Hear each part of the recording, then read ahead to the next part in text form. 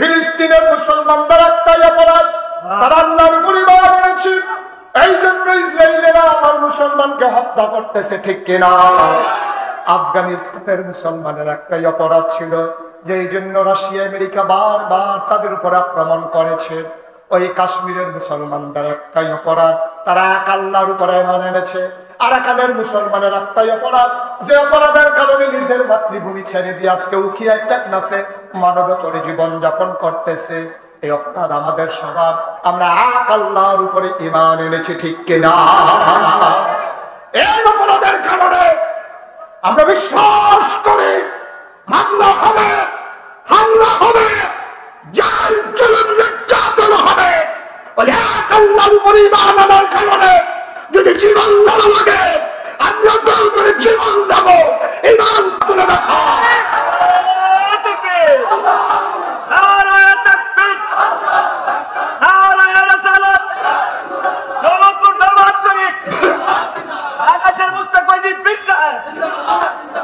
সবাই আমিন। এই অপরাধে আমরা দোষী হলে আমাদের কোনো আপত্তি নেই। আপত্তি আছে? এক আল্লাহর উপরে ঈমান এনেছি, আমরা বলে দিয়েছি লা ইলাহা ইল্লাল্লাহু মুহাম্মাদুর রাসূলুল্লাহ। আল্লাহর খাস মেহেরবানি, গত রাতেও বৃষ্টির মাঝে বানসালামপুরে মাহফিল করেছি। অনেক বৃষ্টি ছিল, আমি প্রাণ ভরে দোয়া করছিলাম আল্লাহ যেন আল্লাহর এই অলির প্রতিষ্ঠিত মাহফিলকে হেফাজত করেন। আল্লাহ এখন পর্যন্ত হেফাজত করে রেখেছেন, এবং আমরা সবাই মিলে দোয়া করি আল্লাহ যেন আখিরি মোনাজাত পর্যন্ত অনুকূল আবহাওয়া দিয়ে আমাদের এই মাহফিলকে সুন্দর করে শেষ করার তৌফিক দান করেন। সবাই করি আমিন। ভূমিকাতে আমি এক মিনিট সময় নষ্ট করতে চাই না, আমরা সরাসরি মূল আলোচনায় চলে যেতে চাই।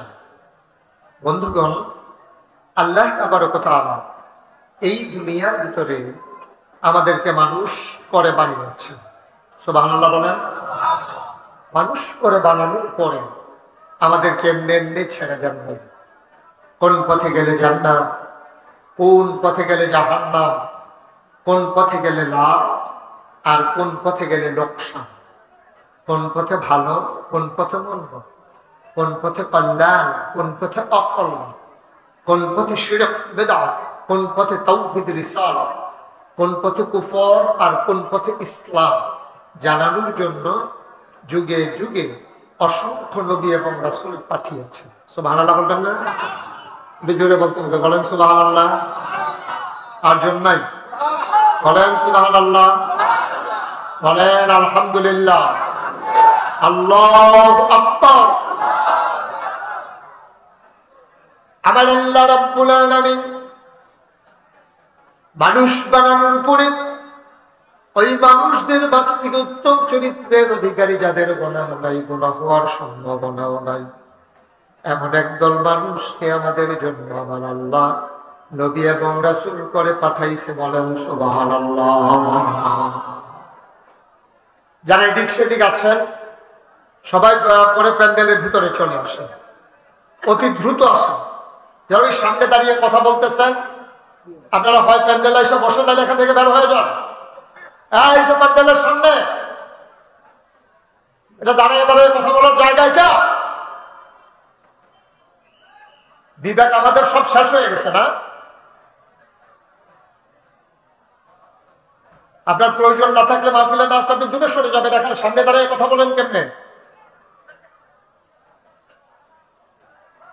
যারা এদিক সেদিক আছেন দ্রুত চলে আসেন, কম সময়ের ভিতরে আমরা শেষ করে দেব সব। আমিন কর, জুড়ে, আরো জুড়ে। যে কথাটুকু বলছিলাম, অসংখ্য নবী এবং রাসূল আল্লাহ পাঠিয়েছেন। এক একজন নবীকে এক একটা স্পেশাল কোয়ালিটি, এক একটা নিয়ামত, শরীয়তের ভাষায় যাকে বলে মুআজিজা, আল্লাহ দান করেছেন। সুবহানাল্লাহ বলবেন না? এমন একজন নবী নাই যাদেরকে স্পেশাল কোয়ালিটি দেন নাই। একেবারে আদম থেকে শুরু করে ঈসা নবী পর্যন্ত সবাইকে আল্লাহ নিয়ামত দান করেছে। আপনি আশ্চর্যান্বিত হবেন, যেই জমানায় যেই নবী এসেছেন ওই জমানায় এর চেয়ে সুন্দর মানুষ আর ছিল না। সুবহানাল্লাহ বলবেন না? সকল নবীরা সুন্দর ছিল। এখন আদম, সফিউল্লাহ, নূহ আদমে সানি, ইব্রাহিম খলিলুল্লাহ, ইসমাইল জবিউল্লাহ, মূসা কালিমুল্লাহ, ঈসা রূহুল্লাহ। সুলাইমান নবীর দিলেন রাজত্ব, ইউসুফ নবীর দিলেন সৌন্দর্য, দাউদ নবীর দিলেন সুন্দর কণ্ঠ। সুবহানাল্লাহ বলবেন না? এখন আমার নবীর কি দিলেন? জানতে মন চায় নাকি চায় না? আমাদের নবী শেষ নবী পাইয়া আর আমরা শেষ উম্মত পাইয়া আমাদের নবীর কিছু দেবে না, এটাকে আমরা মানি নাকি? আমাদের নবীর কি দিলেন জানতে মন চায়? আমার আল্লাহ রাব্বুল আলামিন 1,24,000 বলদ আর 2,24,000 বলদ, অসংখ্য নবী এবং রাসূল এক একজনকে এক একটা নিয়ামত দিলেন। সমস্ত সাহাবিন তাবিন তাবিঈন উম্মাহাতুল মুমিনিন, আইম্মা মুজতাহিদিন, আইম্মা শরীয়ত, আইম্মা তরিকত, সালফি সালিকিন, উলামায়ে মুতাকাদ্দিমিন মুতাআখিরিন, ইমাম সাহেবান, মুফতি আলিজাম, মুফাসসিরিনে কেরাম, সমস্ত পীর ভাষায় একমত হয়ে গেল। গভীর খেয়াল করে শুনেন, 1,24,000 বলো আর 2,24,000 বলো, সকল নবী এবং রাসূল মিলে যা আমার নবীজি একা ইতা।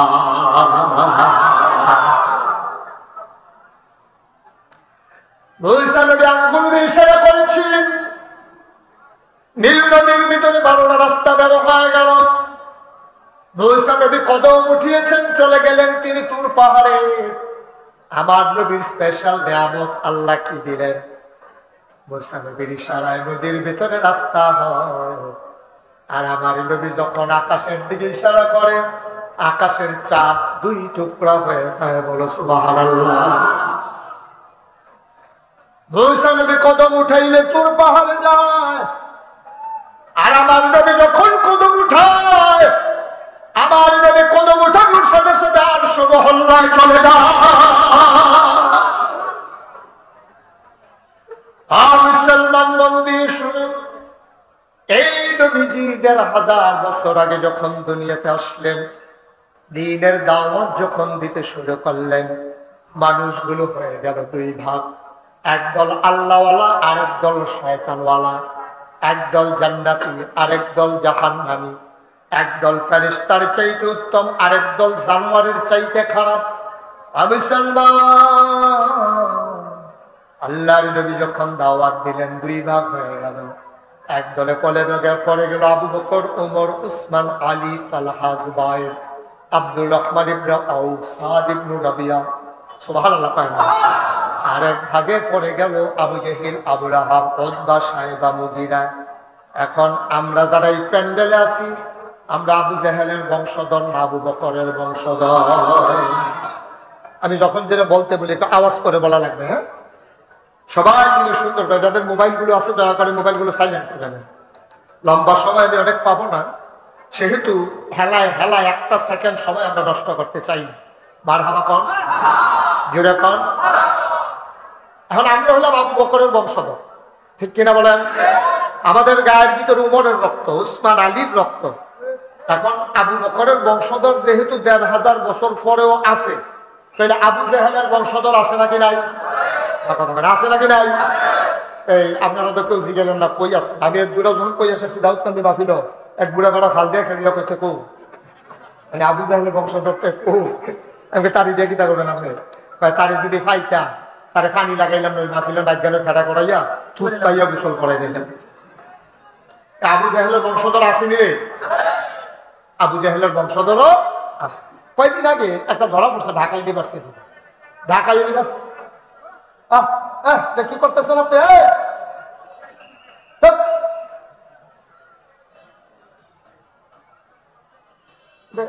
এত জোরে কথা কয়ার তো কাছে আমি কম।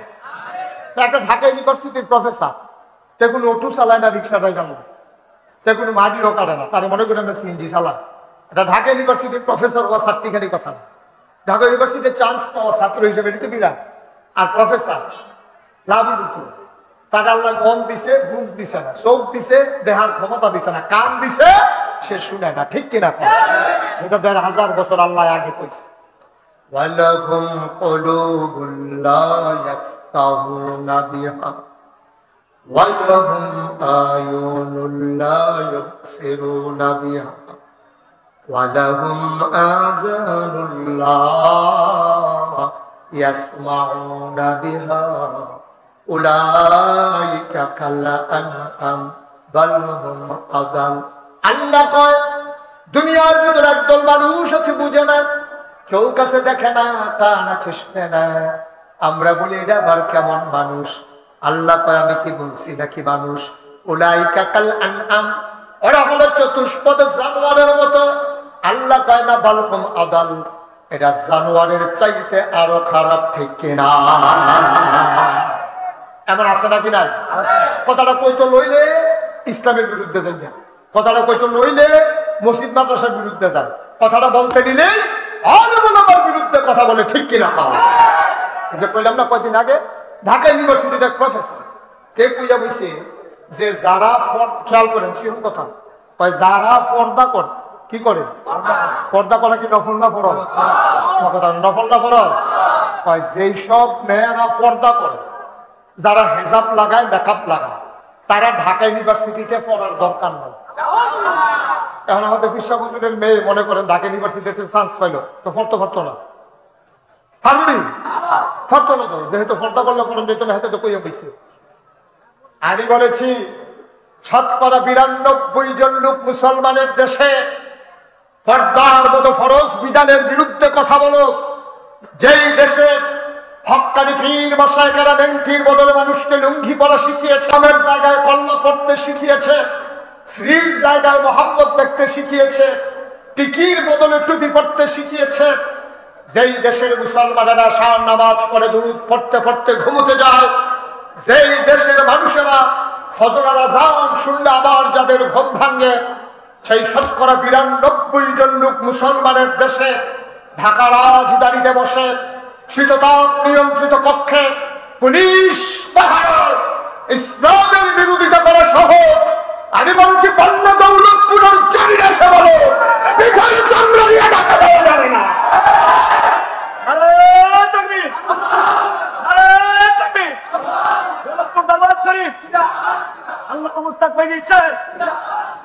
সবাই বলে না আমি এখন পর্দা থাকবে নাকি থাকবে না? ওরা হলো আবু জাহেলের বংশধর, উলাইকা কাল আনআম বাল হুম আযাল, এটা জানোয়ারের চাইতে আরো নিকৃষ্ট, ঠিক কিনা বলো? এই জানোয়ারের দল আমার নবীরে শান্তি দেয় নাই। 3.5 বছর আমার নবীরে জেলখানায় রেখেছে। আমার নবীরে জেলখানার ভিতরে আইন করেছে, বাংলাদেশে এখন আইন আছে, আপনি যদি আত্মীয় স্বজন টাকা দেন, ওই জেলখানার মানুষটা ইচ্ছে করলে বাইরে থেকে জিনিসপত্র কিনা নিয়া সে ব্যবহার করতে পারবে। কিন্তু তৎকালীন দারুন নাদওয়ায় আবু জাহিল আবু লাহাব সিদ্ধান্ত নিয়েছিল মুহাম্মদকে যেই জেলখানায় দেওয়া হয়েছে, কোনো মানুষ মুহাম্মদের কাছে কোনো মাল সামানও বিক্রি করতে পারবে না। নাউজুবিল্লাহ বলবেন না? সেদিন নবীর সাথে যারা ছিল তারা খাবারের বদলে গাছের পাতা খেয়েছে, ছাগলের লাদার মতো তাদের পায়খানা হয়ে গেছে। নাউজুবিল্লাহ বলবেন না? এই মুসলমানদের উপরে অত্যাচার করেছে। এই নবীজি যখন ১৫০০ বছর আগে দীর্ঘ ১৩ বছর মক্কায় দ্বীনের দাওয়াত দিলেন, কয় বছর কথা মানে? কয় বছর? ১৩ বছর মক্কায় দ্বীনের দাওয়াত দিছে, কিন্তু তারপরেও নবী থাকতে পারলেন না মক্কা। কারণ তারা আকলকে তো কাজে লাগাইতে পারে নাই, তারা নবীরে চিনে নাই। আবু বকর চিনছে, আবু জাহেল চিনে নাই, এই আমির হামজা চিনছে, আবু লাহাব চিনে নাই। তারা নবীরে ওই আকল দিলে লাভ হলো কি? এত মহামূল্যবান আকল তো কাজে লাগাইতে পারছে না। আপনাদের কাছে জিজ্ঞেস করি, আকলের দাম কম না বেশি? কথা বলার অনেক, শুধু বেশি না অনেক বেশি? আকলের যে কত দাম, আপনি যে বিডির ফুটের আহল না এবিডি জিগাই দেখবেন, এবিডি বড়বড়াই গাঞ্জা দিব। এবিডি যদি জিগান গো তোমার ফুটের যে আহল নাই কিরকম লাগে, এবিডি দেখবেন কতক্ষণ ধুমধুরে থাকতে চোখের পানি ছাইড়ে দিয়া কই বুঝি হুজুর না হইলে ভালো আছে। এই ব্যাগ কল অনেক চাইতে না হইলে ভালো আছে, ঠিক কিনা কম? আকলের অনেক দাম। ছোট্ট করে কুতুর কথা কই, আমার বাসা হইল কুমিল্লা রানীর বাজার। কখনো রানীর বাজার, আমি তো সবসময় শহরে থাকি না, বেশিরভাগ নাগাইশি থাকি। শহরে আমার একটা বাসা আছে রানীর বাজার। আমি যখন শহরে থাকি তখন আমি নামাজ পড়ি রানীর বাজারে। তো রানীর বাজারের রাস্তার দুই পাশে মসজিদের সামনে কিছু ভিক্ষুক আছে। তো একটা ভিক্ষুকের লোক আমার খুব খাতির, তার ভালো মন্দ আমি একটু দেখাশোনা করি। তো সবসময় আমি গেলে আশায় তাই আমি কিছু না কিছু একটা দেন। তা আমার এক বন্ধু গেছে দেখা করার জন্য, তা আমি বন্ধুর সাথে কথা বলতে বলতে বের হয়ে আসতেছি। তো ভিক্ষুক বুঝ যেতে চোখে দেখে না, কিন্তু আমার গলা হইলে বুঝছে আমি তার সীমানা বাড়িয়ে নিছি। তা আমার ডাক দিয়া হুজুর জাগিতে আছে? আমি কারণ না আইতে আছি। আমি আবার ফিরা গেছি, আবার বুঝতে পেলাম, বুঝতো এই যে ভিক্ষুকটা তার অনেক আকল, কিন্তু তো সুহে দেহ না, কি আকল লাগবে দেখবি কি আকল। আমি তার সামনে গিয়া পকেট থেকে একটা 10 টাকার নোট বার করিয়া ভিক্ষুকটা রাখি দিয়েছি, দিয়া সেটা কইলাম আজকে আমার মন্ডাওয়ালা আমার দুস্থ হয়েছে, পরে একজন একটা 100 টিকা নোট দিলাম। তাই করছি কি তেহাটা লইয়া এমনি কি তা জানি চাইয়া আমার দিকে আইস দিয়া কয় শয়তানি করে, এমনি কি শয়তানি কয় 10 টিকা।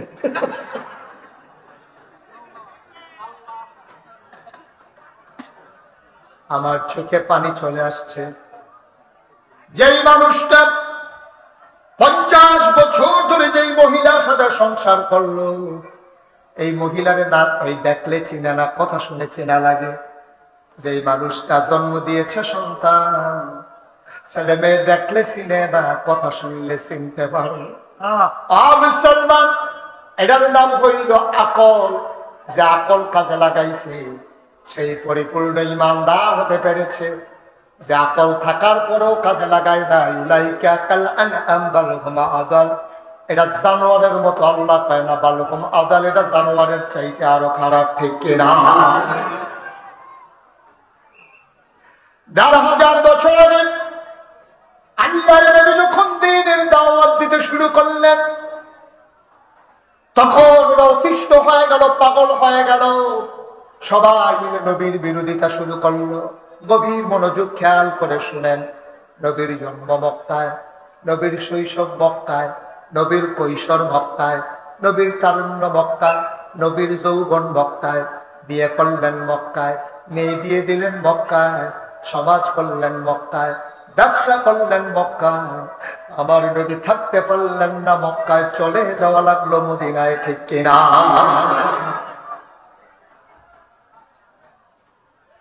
মুসলমান মন দিয়ে শুনো রে ভাই, আল্লাহর নবী মদিনায় চলে যাওয়া লাগলো। উত্তম চরিত্রের অধিকারী নবী মরুভূমির মাঝ দিয়ে যখন তিনি হাঁটতেন, অবাক বিস্ময়ে মানুষগুলো তাকিয়ে দেখতেন। ভয়ে মানুষ রোদে যায় না, মাথা ফেটে যাবে, মগজ টকবক করে ফুটতে থাকবে, এত প্রচন্ড গরম। মনে হয় ধানটা দিলে খই হয়ে যাবে, চালটা দিলে মুড়ি হয়ে যাবে। এই নদী মরুভূমির উপর দিয়ে হেঁটে যায়, ওদের কোনো পরোয়া নাই। সবাই তাকাইয়া দেখতো আমার নবী দুপুর বেলা হেঁটে যায়, আর মাথার উপরে একটা মেঘবালা ছায়া হয়ে হয়ে পেছনে পেছনে যায়। মুসলমান, নবী পাথরের উপর দিয়ে হাঁটতেন, পায়ের নিচে পাথর পড়লেও তিনি ব্যথা পেতেন না। সাহাবারা চিন্তায় পড়ে গেলেন, এবড়ু থেবড়ু পাথর, পড়া ব্যবহার পাথর, আমার নবী কেমন করে হাঁটে? তারা পরীক্ষা করার জন্য নবীর পেছনে পেছনে দৌড়াইতেন। নবী যেই পাথরের উপরে পা ফেলতেন, ওরা পাথর হাতে নিয়ে দেখতো দুজাহানের বাদশা নবীর ইজ্জতে সম্মানে ওই মরুভূমির পাথর তুলার মতো নরম হয়ে যেত। এই নবী কাফেররা সিদ্ধান্ত নিল নবীকে হত্যা করে ফেলবে। নাউজুবিল্লাহ বলবেন না? আমার আল্লাহ জানে নাকি জানে না? আল্লাহ তাদের পরামর্শ দেখে নাকি দেখে না? সব মিটিং করতেছে, আল্লাহ দেখে নাকি দেখে না? তারা কি পরামর্শ করে আল্লাহ শুনে নাকি শুনে না? আল্লাহ ডাক দেয়া কয়, জিবরাইল, ও জিবরাইল, জলদি করে আমার নবীর খবর বলে দাও। আমার নবী ঘরের ভেতরে বিশ্রাম নিচ্ছিলেন, আরাম ফরমাচ্ছিলেন। জিবরাইল এসে আমার নবীকে সালাম দিয়ে দিলেন। সবাই পড়েন, আসসালাতু আসসালামু আলাইকা ইয়া রাসূলুল্লাহ, আসসালাতু ওয়াসসালামু আলাইকা ইয়া হাবিবাল্লাহ, আসসালাতু ওয়াসসালামু আলাইকা ইয়া শাফিয়াল মুজনিবিন, আসসালাতু ওয়াসসালামু আলাইকা ইয়া রাহমাতাল লিল আলামিন।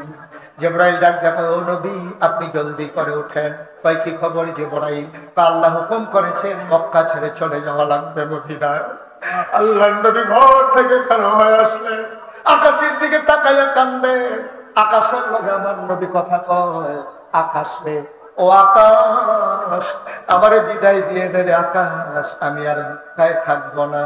আমার নবী হাটে আর জমিনের সাথে মাটির সাথে কথা কল, মক্কার জমিন আমার বিদায় দিয়ে দে, আমি আর মক্কার জমিনে থাকবো না রে, আমার বিদায় দিয়ে দে।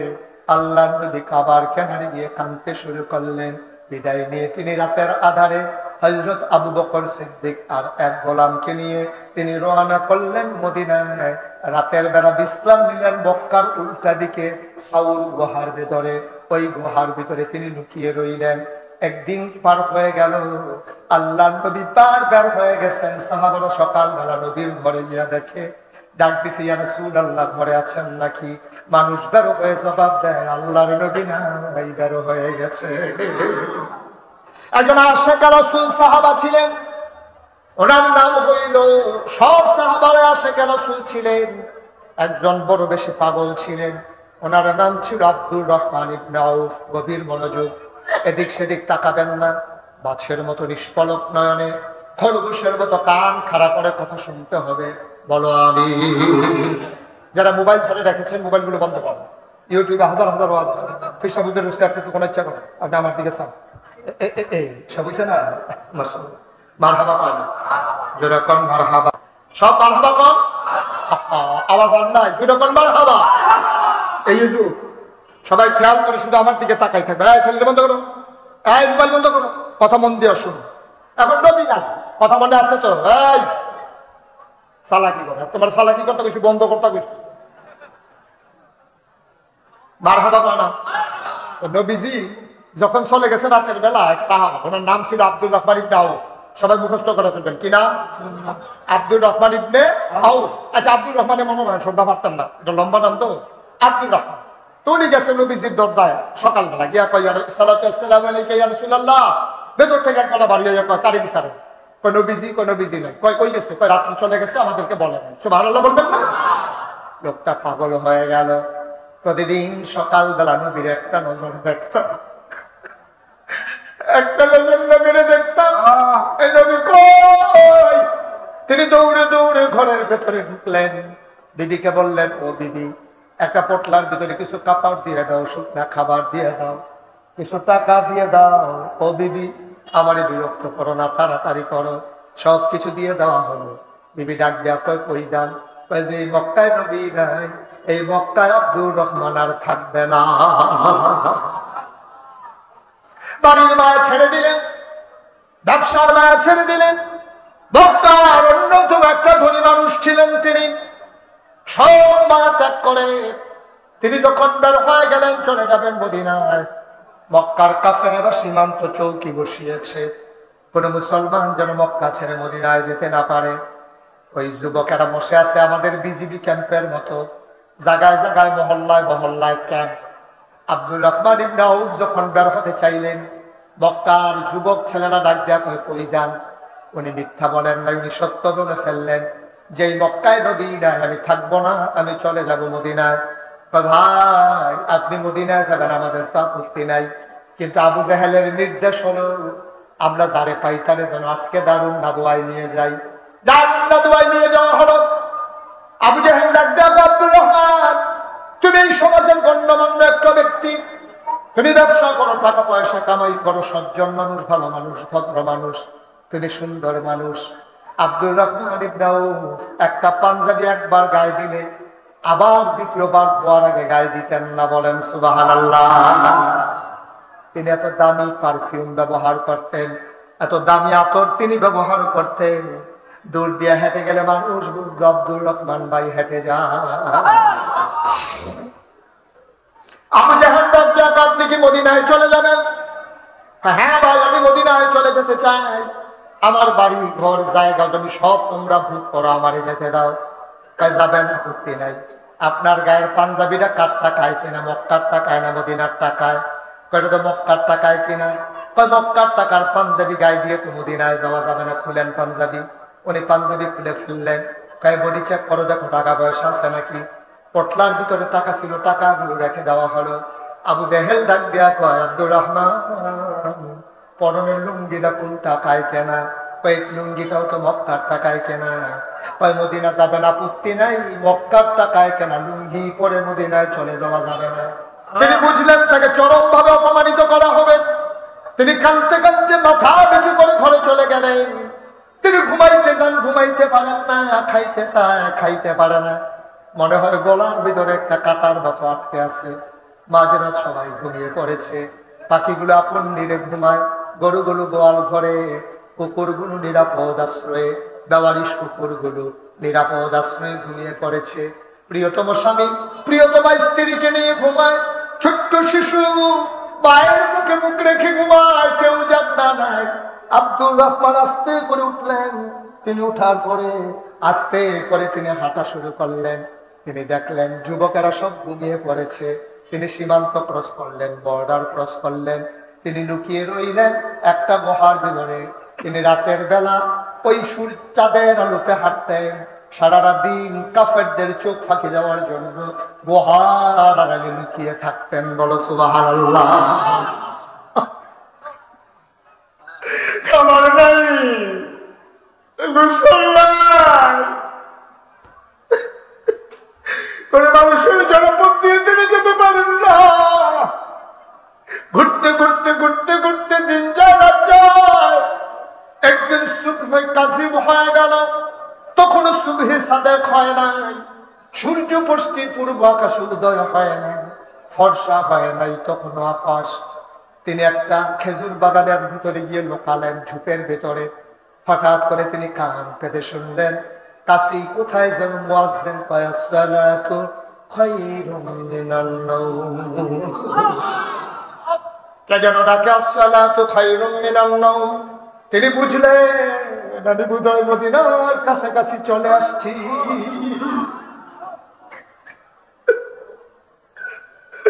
আনন্দে তিনি হাতখানা দৌড় দিয়ে ঠান্ডা পানি দিয়ে উযু করে তিনি গিয়ে মসজিদের ভিতরে ঢুকলেন।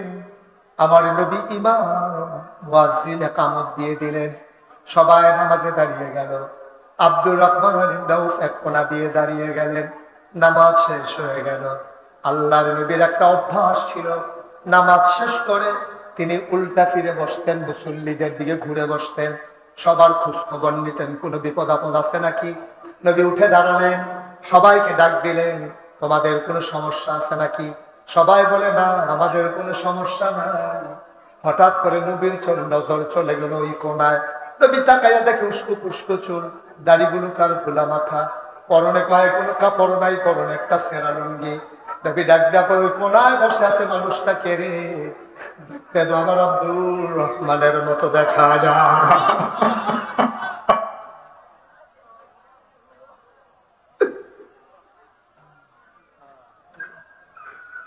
ওই কোনায় কে বসে আছে? চুলগুলো তার উস্কো খুস্কো, দাড়িগুলো তার ধুলা মাখা, চোখগুলো তার গর্তের ভেতরে, বুকের পাথর গুলা পর্যন্ত গোনা যায়, পেট আর পিঠ একসাথে লেগে আছে। আল্লাহ নবী কয় দাঁড়াও। কয় আমার আব্দুর রহমানের মতো কে এটা? আব্দুর রহমান ডাক ডাক ইয়া রাসূলুল্লাহ, এটা আপনার আব্দুর রহমানের মতো না, এটা আপনার আব্দুর রহমান। আরে তুই সুন্দর মানুষ ছিলি, কোনদিন একটা পাঞ্জাবি এক দোয়ায় দুইবার গায়ে দাস নাই, এত দাবি এত ব্যবহার করেছ। মক্কায় কোনদিন তোমার দরজা থেকে কোনো মানুষ ফেরত যায় নাই। এই তোমার অবস্থা, আমার অবস্থাকে করলো আব্দুর রহমান, তাড়াতাড়ি আমার কাছে। সাহাবারা রাস্তা করে দিলেন। আব্দুর রহমান মৃদু পায়ে মাথা নিচু করে হাঁটতে হাঁটতে আমার নবীর সামনে চলে গেলেন। আল্লাহর নবী দুটি হাত ছড়িয়ে দিলেন। আব্দুর রহমান লাফ দিয়া নবীর বুকের ভিতরে পড়ে গেছে। নবী তার শক্ত করে ধরেছেন। নবীর চোখের পানি দিয়ে আব্দুর রহমানের পিঠ ভিজে যায়, আব্দুর রহমানের চোখের পানি দিয়ে নবীর বুক ভিজে যায়। আব্দুর রহমান নবীকে ছাড়ে না। কবে থেকে নবীর জান্নাতি গন্ধ পাই না। আমি কবে থেকে নবীর জড়াই ধরতে পারি না। আমি কবে থেকে নবীর জান্নাতি গন্ধ পাই না। আব্দুর রহমান নবীর বুকের ভিতরে নাক ঘষতেছে, নবীর গায়ের জান্নাতি গন্ধ নিতেছেন। আল্লাহ নবীও ছাড়ে না, আব্দুর রহমান ছাড়ে না। এবার আব্দুর রহমান ফোফাইয়া ফোফাইয়া কান্দার পর, নবী গো, ও নবী, কোনদিন মক্কার মানুষকে একটা গালি দেই নাই, কোনদিন ধমক দেই নাই, কোনদিন খালি হাতে ফিরাই দেই নাই গো নবী। ও নবী, কোনদিন কারোর সাথে ঝগড়া করি নাই, কারো জমিন দখল দেই নাই, হাওলাতের টাকা ঘুরাই নাই। আমি এত খারাপ মানুষ, ও নবী, আমি এত খারাপ মানুষ। কেউ জানুক আর না জানুক, আপনি তো জানেন আমি কেমন মানুষ। কি অপরাধ ছিল আমার? তারা আমার লোক পাঞ্জাবি খুলে নিয়েছে, আমার পকেটের টাকা খুলে রেখে দিয়েছে, তারা আমার আসতে দেয় না। আমার অপরাধ দেখি আর রাসূলুল্লাহ, আপনি বলে দেন আমার কি অপরাধ? আল্লাহ নবী ডাক দেয়া কর, তোর কি আলাদা অপরাধ নাকি? আমার যে অপরাধ তোর তো সেই অপরাধ। যে অপরাধে আমি মক্কায় থাকতে পারলাম না, চলে আসা লাগলো মদিনায়, তোর তো সেই একটাই অপরাধ। ইয়া রাসূলুল্লাহ, আমাদের কি অপরাধ? তা আমাদের অপরাধ হইল ওয়ামা নাকামু মিনহুম ইল্লা আইয়ুমিনু বিল্লাহিল আজিজিল হামিদ। সুবহানাল্লাহ। আমাদের একটাই অপরাধ, আমরা আল্লাহর উপরে ঈমান এনেছি, এইটাই আজকে পৃথিবীর মানুষের অপরাধ। আমরা মুখে বলেছি লা ইলাহা ইল্লাল্লাহ, আমাদের অন্তরে আরো অনেক আগুন আছে, আছে নাকি নাই? আমরা মুখে বলেছি লা ইলাহা ইল্লাল্লাহ, আমরা অন্তরে ধারণ করি লা মা'বুদা ইল্লাল্লাহ, লা মাশুকা ইল্লাল্লাহ, কথা বলেন লা মাশুকা ইল্লাল্লাহ, লা মাওজুদা ইল্লাল্লাহ, লা মাকসুদা ইল্লাল্লাহ। আমরা বলি লা ইলাহা ইল্লাল্লাহ। আমরা যদিও বলি লা ইলাহা ইল্লাল্লাহ, কিন্তু আমরা মনে প্রাণে বিশ্বাস করি শুধু আল্লাহ একটাই, না ইলাহ একটাই না। আমরা বিশ্বাস করি আল্লাহ ছাড়া কোনো মাবুদ নাই, ঠিক কিনা? আমি আমার বেয়ার কাঁধে ধরে ধরে হাঁটি, মনে হয় যেন কি মায়ের সন্তান। ও মুসলমান, আমি বলি বন্ধু দোস্ত কেমন আছেন, বেয়াই কেমন আছেন? আর আল্লাহকে বলে দেয় আল্লাহ, চলতে গেলে কাঁধে ধরে মানুষের হাঁটা লাগে, কিন্তু আপনি বিশ্বাস রাখেন এটা হলো সমাজের চলা, কিন্তু একমাত্র বন্ধু লা মাশুকা ইল্লাল্লাহ, ঠিক কিনা? আপনি আমার বাড়ি দেখেন, গাড়ি দেখেন, ঘর দেখেন, দরজা দেখেন, আপনি আমার সব দেখেন, কিন্তু আমি দেখি না মওজুদা। আপনি ছাড়া আমার সামনে কোনো কিছু মওজুদ নাই, আপনি আমার এক আল্লাহ। ও মাওলা, ও রব্বে কারীম। এবার আব্দুর রহমান কান্দে, নবীও কান্দে। নবী আবার আব্দুর রহমানকে ছেড়ে দিলেন, কথা মনে আছে নাকি? নবী ডাক দেয়, এই মদিনার সাহাবারা কে আছো রে? আমার আব্দুর রহমানকে ভাই বানাইয়া নিয়ে যেতে চাও? তার বাড়িতে বাবা ভাই ছিল, তার বাড়িতে বিবি ছিল, সন্তান ছিল, ঘর ছিল, দরজা ছিল, আজকে একটা করে চলে আসছে মদিনায়। তোমাদের ভিতরে কে আছো আমার এই আব্দুর রহমানকে ভাই বানাই নিবা? নবী এই কথা বলার সাথে সাথে মসজিদের ভিতরে যত মুসল্লি ছিল সব এক লাফে দাঁড়িয়ে গেছে, বলো সুবহানাল্লাহ। নবী তো কারো নাম বলে নাই, নবী বলছে কে আছে একজন দাঁড়াও, একজনের নাম তো আর বলে নাই, এটারে কয় আশেকে রাসূল। সুবহানাল্লাহ বলবেন না? নবী বলছে একজন দাঁড়াও। কোন একজন? সবাই মনে করছে আমিও তো একজন, উনিও তো একজন, সবাই দাঁড়িয়ে গেছে। নবী যে বললে আরে একজন মানুষের সবাই ভাগ করে দেবো, কিন্তু একজন দাঁড়াও, আবার সবাই দাঁড়াই গেছে। সাহাবাদেরকে জিজ্ঞেস করে আমি বলতেছি একজন, তোমরা সবাই দাঁড়াও কেন? ইয়া রাসূলুল্লাহ, আপনি যতক্ষণ পর্যন্ত কোন একজন না বলবেন আমরা তো সবাই দাঁড়াইতেই থাকবো। সুবহানাল্লাহ বলবেন? আমরা তো থামবো না, সব বারবার আমরা দাঁড়াবো। আল্লাহর নবী ডাক দেয়া কয় সাআদ ইবনে রাবিয়া কই? তিনিও ছিলেন মদিনার সাহাবা। আল্লাহর নবী ডাক দিলেন সাআদ কই? সাআদ ডাক দিয়া কয় লাব্বাইক ইয়া রাসূলুল্লাহ। এই যে সাআদ, কয় তুমি একজন ভাই চাইছিলা, আগের ফিরতিতে তোমার ভাই দিতে পারি নাই। সাদ রে, ও সাদ, আজকে আব্দুর রহমানকে নিয়ে যাও, তোমার ভাই বানাই দিলাম। সাদ দৌড়ে এসে ধরছে গলার ভিতরে, চুমা খায় কপালের ভিতরে, ডাক দেয়া কয় ভাই, ও আব্দুর রহমান ভাই, ভালোই হয়েছে আমি এক বাবার এক সন্তান, আমার বোনও নাই ভাইও নাই, আপনি আমার আরেকটা ভাই, অনেক মজা হয়েছে, আমরা দুই ভাই মিলেমিশে থাকবো, চলেন বাড়িতে যাই। সাহাদ কইল মদিনার সাহাবা, নাম মনে রাখা লাগবে। মদিনার সাহাবার নাম কি? মক্কার সাহাবার নাম কি? মাশাআল্লাহ, সচেতন শ্রোতা। এবার সাহাদ আব্দুর রহমানকে কাঁধে ধরে ধরে বাড়ি রাঙিয়ে গাই নিলেন, বিরাট বড় বাড়ি। সাহাদ দেখো ভাই, এই বাড়িটা আমার বাড়ি, আব্বা মারা গেছে, সবটা আমার, এখন আমরা দুই ভাই, আপনি একটু দাঁড়ান, আমি ঘর থেকে আসি। সাহাদ দিলেন দৌড়, লম্বা একটা রশি নিয়ে আসলেন, রশি নিয়ে এসে বললেন এটা হলো আমার বাড়ির পশ্চিম সীমানা, আপনি এখানে টিপ দিয়ে ধরে দাঁড়ান।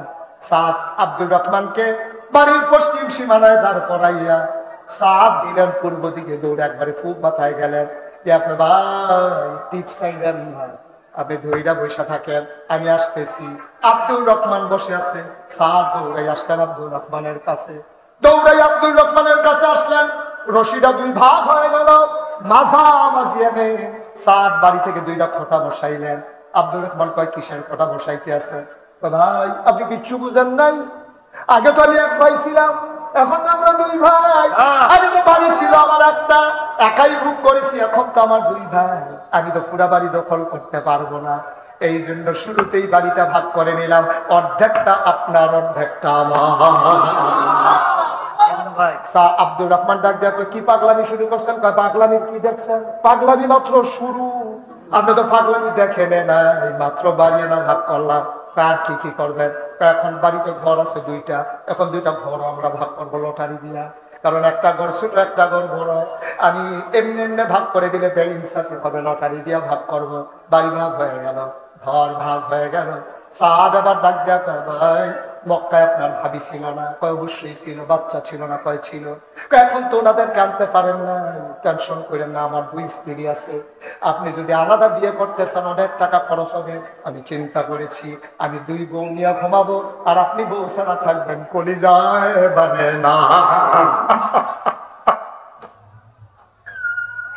আপনি থাকবেন একা একা, আর আমি দুইজন বিবি নিয়ে থাকবো, কলিজায় মানে না। আমি চিন্তা করেছি আপনাকে বিয়ে করাইতে গেলে নাকের ফুল, কানের দুল, গলার মালা, হাতের মালা, বেনারসি কাঁথা, ঢাকা পোস্ট, কত কিছু লাগবে, কিন্তু আমার বউকে যদি আমি তালাক দিয়ে দিই কম পয়সা আপনার কাছে উঠাই দিতে পারবো, চিন্তা করেছি একজন তালাক দিয়ে দেবো। আব্দুর রহমান কয় পাগলামি কইরেন না, কয় পাগলামি আমার বাধা দিয়ে রাখতে পারবেন না, আপনি আমার ভাই, আমার ভাই, আমার ভাই, আমার নামে ভাই দিছে, আমি আমার ভাই পাইছি। দৌড়াইয়া ঘরে ঢুকলেন, দুই বিবিকে একসাথে করলেন, ডাক দেয়া দিদিরা, ও দিদিরা, আল্লাহ রসুল আমার একটা ভাই দিছে। ভাই পাইলেন কই? আপনারা এক ভাই। নবীজি আমার একটা ভাই দিছে, ভাইয়ের ওই ঘরে বসাই আসছি। তো এখন আমাদেরকে কি বলতে চান?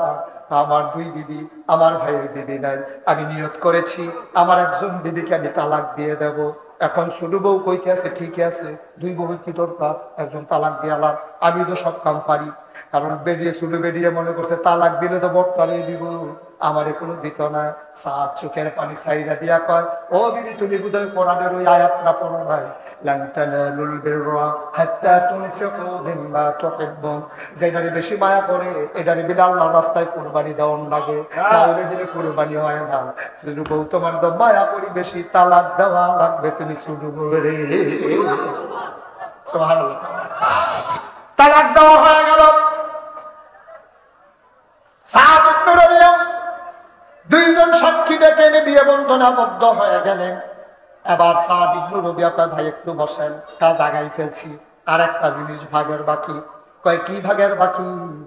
আব্বা মারা যাওয়ার সময় আমার 1 কোটি টাকা দিছিল, দরকার লাগে নাই, খরচও করি নাই, এখন এই টাকাটা আমি একা একা রাখলে বেইনসাফি হবে, দুই ভাই একসাথে খুলে ভাগ করে নেব। আব্দুর রহমান খপ করে হাতটাতে ধরলেন, ভাই আর পাগলামি করতে দেওয়া হবে না, আপনি টাকা দেওয়া লাগবে না, আমার একটু বাজারটা দেখাই দেন। মক্কায় থাকতে নবীজি আমার ব্যাপারে দোয়া করছে, আমি নাকি ব্যবসায় ভালো, আসলে আমি ব্যবসায় ভালো, আমি মাটি ধরলে সোনা হয়ে যায়, আপনি টাকা দেওয়া লাগবে না, বাজারটা দেখাই দেন। সাদ ইবনে রবিয়া বাজারে দিয়ে গেলেন, আব্দুর রহমান কম টাকায় মাল কিনলেন, আবার বেশি টাকায় মাল বিক্রি করলেন। কয়েকদিনের ভিতরে তিনি সারা ধনী হয়ে গেলেন, আল্লাহ ইন্তেকাল করে ফেললেন। মক্কায় মদিনায় দুর্ভিক্ষ দেখা দিল। মা আয়েশা, আমাদের আম্মা আয়েশা ডাক দেয়া কয়, আমার ছেলে আব্দুর রহমানকে খবর দাও। আব্দুর রহমান আসসালামু আলাইকুম আম্মা, আপনারা কি আমার খবর দিছিলেন? হ বাবা, মক্কায় তো দুর্ভিক্ষ, তোমার ব্যাপারে নবী একটা দোয়া করছিল, আমি নিজের কানে শুনছি। আম্মা গো, আম্মা কি দোয়া করছে? নবী দোয়া করছে আমার আব্দুর রহমান জান্নাতে যাইব, তবে তার তো সম্পদ বেশি, হিসাব দিতে দিতে একটু দেরি হইব, এই কথা আমারে কইছে।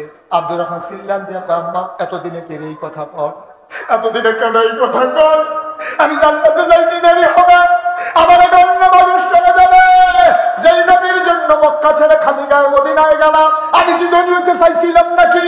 আমার টাকা লাগবে না, আপনি কেন এতদিন এই কথা বলেন?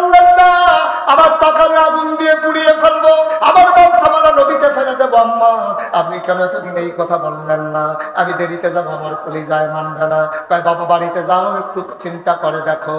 আব্দুর রহমান বাড়িতে গেছে, খাইতে যায় খাইতে পারে না, ঘুমাইতে যায় ঘুমাইতে পারে না, হাউ মাউ করে কান্দে। এমন সময় খবর আসলো, যাও যাও যাও। এমন সময় এক লোক আইসা কয়, আব্দুর রহমান, ওই বিদেশ থেকে আপনার জন্য 700 উট বুঝাই মাল এসেছে। 700 উট বুঝাই মাল মদিনায় ঢুকছে, সবগুলো আপনার। আব্দুর রহমান ডাক দেওয়া কয়, সব মসজিদে নবীর কাছে নিয়ে দাঁড় করাও, নবীর রওজার কাছে লাইন ধরে দাঁড় করাও। নবীর রওজা থেকে জান্নাতুল বাকির দিকে লম্বা 700 উট লাইন পড়ে গেল। মদিনায় আগুন জ্বলে না, বাচ্চারা খাবার পায় না, হাউমাউ চিৎকার চেঁচামেচি শুরু হয়ে গেল। আম্মা জান পর্দার ফাঁক দিয়া তাকায়া দেখে 700 উট বুঝাই মাল দাঁড়িয়ে আছে। আম্মা জান আয়েশা কয়, এগুলা কার? আব্দুর রহমানের। আব্দুর রহমানের বাড়িতে এখানে, এগুলো এখানে আনছো কেন?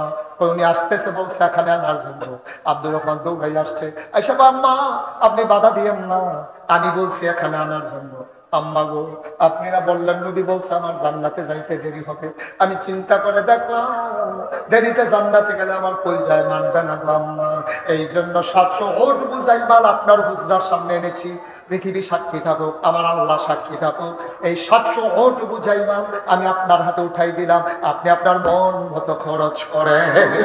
তবে আম্মা আমার একটা দাবি আছে, হাসরের দিনে, ওই কিয়ামতের দিনে হাসরের ময়দানে আমি যখন উঠবো, হিসাব নিকাশ তখন শুরু হয়ে যাবে। আম্মা, নবীর সাথে যদি আপনার দেখা হয়, আপনি একটু কানে কানে আমার নবীরে বললে আমি বড় ডরাইছি। আপনি একটু নবীরে কানে কানে বললেন আমি আব্দুর রহমান বড় ভয় পাইছি, দেরিতে জান্নাতে যাবো, এটা সহ্য হয় না গো আম্মা। আমি 700 উট বুঝাই মাল দিলাম, আল্লাহর রাস্তায় আপনি নবীরে কানে কানে বললেন আব্দুর রহমান বড় ভয় পাইছে, আপনি অন্তত আব্দুর রহমানের ব্যাপারে একটু আগে আগে সুপারিশ করে দেন। আম্মাই আপনি বললেন, আম্মা আমি বাঁচবো না গো আম্মা, আপনি বলেন বলবেন কিনা? আমি খাইতে চাই খাইতে পারি না, ঘুমাইতে যাই ঘুমাইতে পারি না। অদৌলতপুরের আল্লাহ নবীর মাহফিলে উপস্থিত আমার কলিজার টুকরা না, আমার মুরব্বী বাবারা, পর্দা আমার মায়েরা, আব্দুর রহমান জান্নাতে যাবে, শুধু একটু দেরি হবে। এইটা আব্দুর রহমানের সহ্য হয় নাই রে ভাই। আমরা জান্নাতে যাবো কি যাবো না এটার কোনো গ্যারান্টি নাই, এরপরে আমাদের কোনো পেরেশানি নাই। আল্লাহর ওলির মাহফিলে চলো সবাই মিলে আজকে জান্নাতের একটা ব্যবস্থা করে যাই। এই আল্লাহর ওলির মাহফিলে আমরা প্রাণ ভরে এই হাজারো জনতার সামনে আল্লাহর ওলির এই মাহফিলে হাজির হয়ে গেছেন। আল মরহুম হুজুররা রুহানি হালাতে দোয়া করতেছেন। একটা লোক লাভ দিয়া দাঁড়াও, হুজুর দোয়া করে দেয় কবর যেন জান্নাত হয়ে যায়। কি করবো? জায়গা দিয়া, জমিন দিয়া, জমানো টাকা দিয়া, হুজুর সব ছেড়ে দেব, তারপরেও জান্নাত চাই। একটা লোক চাই, লাভ দিয়া দাঁড়াও, হুজুর দোয়া করে দেয় আগামী বছর মাহফিলে ইনশাআল্লাহ, মাহফিলের এই আল্লাহর ওলিদের খাবারের জন্য আমি একটা গরু দিয়ে দেব ইনশাআল্লাহ। আছেন একজন, একটা গরু দেবেন, পারবেন? আছেন? আমার আদরের ভাগিনা শরীফ, আমার আদরের ভাগিনা পর্তুগালে থাকে, আদরের শরীফ নিয়ত করেছে, তার আব্বাকে বলেছে মামাকে বইলেন, তো মামাকে বইলেন আগামী বছর মাহফিলে ইনশাআল্লাহ আমি একটা বড় দেখে, যেমন তেমন না, যেন সবচেয়ে বড় গরুটা আমার হয়। হুজুর মামাকে বলেন আমি ইনশাআল্লাহ বড় একটা গরু দিয়ে দেব, বলো মারহাবা। সবাই করা আমিন। কবুল করো, মঞ্জুর করো, মনের আশা পূরণ করে দাও, দানের হাদিয়া সোনার মদিনায় পৌঁছে দাও। এই বছর একটা গরু দিয়েছে, সামনের বছর বড় দেখে একটা গরু দেবে। আবার নিয়ত করেছে মসজিদের অজুখানা যখন হবে, অজুখানায় দিয়ে দেবে 2 লক্ষ টাকা, বলো মারহাবা। কবুল করো, মঞ্জুর করো, মনের আশা পূরণ করে দাও, দানের হাদিয়া সোনার মদিনায় পৌঁছে দাও। আল্লাহ যেন একটা নেক সন্তান দান করে, সবাই পড়ো আমিন। 2 নম্বর আরেকটা লোক দরকার, হুজুর দোয়া করে দেন আমি ইনশাআল্লাহ একটা গরু দিয়ে দেব, কপাল তুলে যাবে, মন উজাড় করে দেব, আমার মন উজাড় করে দোয়া হয়ে যাবে। আমার ভাই গোলাম হাক্কানি এবছরও নিয়ত করেছে, সামনেও ইনশাআল্লাহ গোলাম হাক্কানি একটা গরু দিয়ে দেবে, বলো মারহাবা। কবুল করো, মঞ্জুর করো, মনের আশা পূরণ করে দাও, দানের হাদিয়া সোনার মদিনায় পৌঁছে দাও। একটা মাহফিলের উদ্ধারাই বা হুজুর দোয়া করে দেয়, এখনই পারবো না, সময় মতো দেবো, সুবিধা মতো দেবো।